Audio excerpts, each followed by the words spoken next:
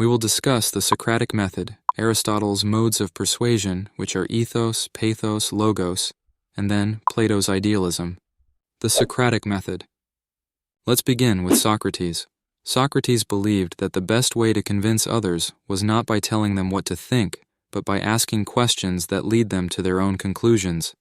This method is known as the Socratic Method. It is incredibly powerful.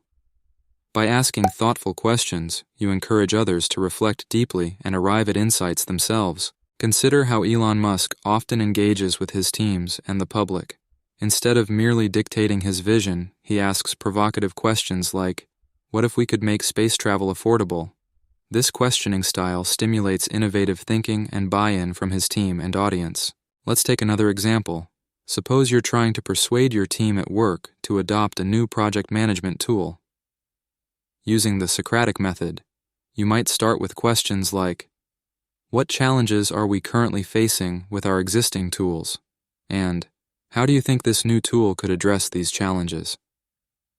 This approach encourages your team to think critically and become invested in the decision. Plus, it's a great way to avoid looking like the office dictator. As Socrates said, "I cannot teach anybody anything, I can only make them think." If it works for getting rockets into space, it can probably work for getting your friends to agree on pizza toppings. Here's a snapshot of what you should and should not ask. Aristotle's modes of persuasion. Let's turn to Aristotle, who introduced the three modes of persuasion, which are ethos, pathos, and logos. These principles are as relevant today as they were over 2 millennia ago. Ethos. Ethos is about establishing your credibility and character. People are more likely to be convinced by someone they trust and respect. Aristotle believed that to build ethos, you must demonstrate your intelligence, virtue, and goodwill. Share your experiences, show your expertise, and most importantly, be honest and ethical. For instance, Oprah Winfrey has built her brand on ethos.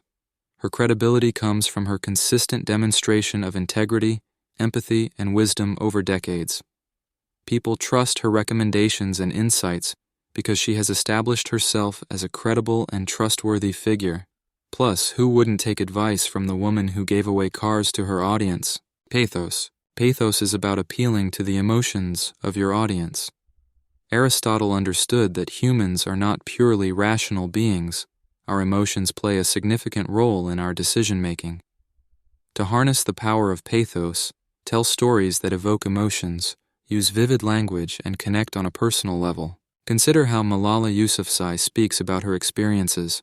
Her powerful, emotional storytelling about her fight for girls' education moves people deeply and inspires action worldwide. By sharing her personal struggles and triumphs, she connects on an emotional level, making her message compelling and unforgettable. It's like the difference between reading a grocery list and a heartfelt love letter. One gets you eggs, the other gets you tears. Logos. Logos is about using logic and reason to persuade. Aristotle emphasized the importance of a well-structured argument supported by facts and evidence. To convince someone with logos, present clear, rational points, and back them up with data and examples. Bill Gates exemplifies logos when he discusses public health and technology. His arguments are grounded in extensive research and data, making his points logical and persuasive. For example, his presentations on eradicating diseases like polio are filled with data-driven insights that logically outline the steps needed to achieve the goal. When you see his charts and graphs, it's hard to argue, unless you're trying to argue that pie charts are superior to bar graphs. That's a debate for another day. Plato's idealism. Plato, a student of Socrates and a teacher of Aristotle, added another dimension to persuasion with his focus on idealism. Plato believed in the power of ideas and ideals to inspire and guide human behavior. When trying to persuade, appeal to higher principles and values that resonate deeply with people. Take Nelson Mandela, who appealed to the higher ideals of equality and justice during his fight against apartheid.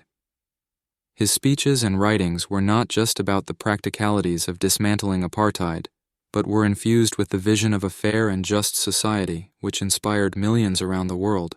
It's like aiming for the stars. not because you expect to land among them, but because it sounds way cooler than aiming for the top shelf and getting a headache. By using the Socratic method to engage and empower others, Aristotle's principles of ethos, pathos, and logos to build a compelling case, and Plato's idealism to inspire higher purpose, you can master the art of persuasion. Remember, as the ancient Greeks knew, the goal is not to manipulate but to enlighten, connect, and lead. As Socrates said, the unexamined life is not worth living. So go forth, use your words wisely, and watch the magic unfold. And if all else fails, just remember, when in doubt, throw in a quote from a philosopher. It makes you sound very smart.